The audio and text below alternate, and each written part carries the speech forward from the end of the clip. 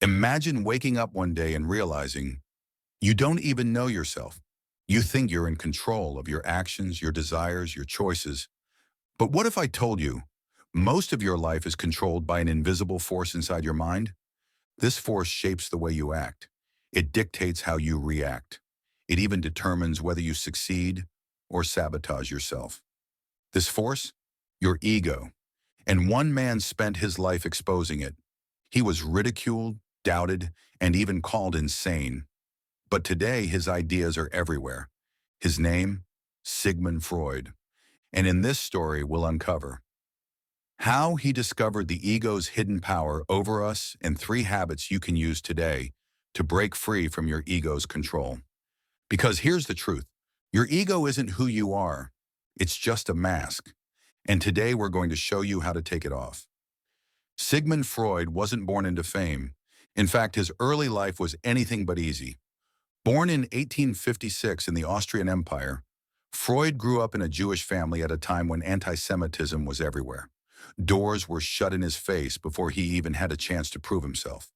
But he was brilliant, a mind that couldn't be ignored. As a young man, he became obsessed with a question that no one else dared to ask.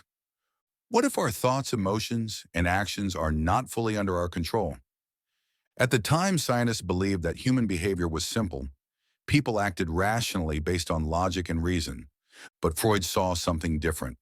He saw hidden desires, suppressed emotions, and unspoken fears driving human actions.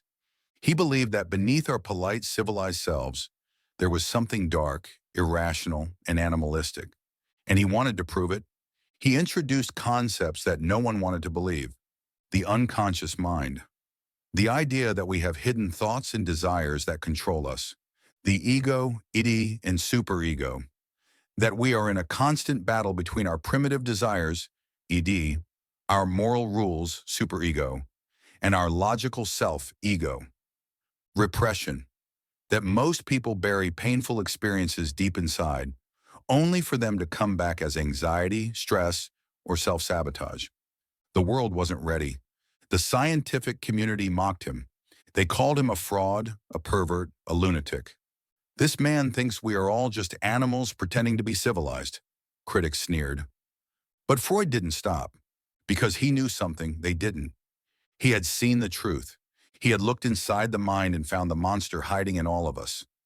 They were the blueprint of human behavior. And his most important discovery? The ego. He realized that every person is trapped inside their own mental cage, a false identity they build over time. The ego is the voice in your head that says, I am always right.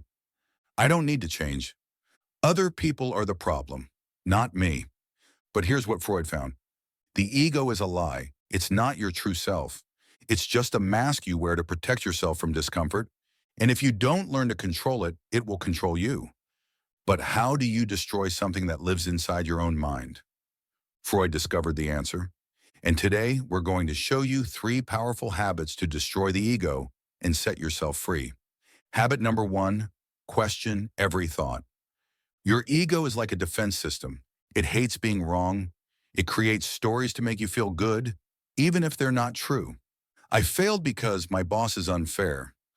That person was rude to me because they're jealous. I'm better than them. Freud taught that most of our thoughts are not our own. They are programmed into us by society, childhood, and past experiences. Next time you feel anger, jealousy, or resentment, stop and ask, is this thought real, or is my ego protecting me?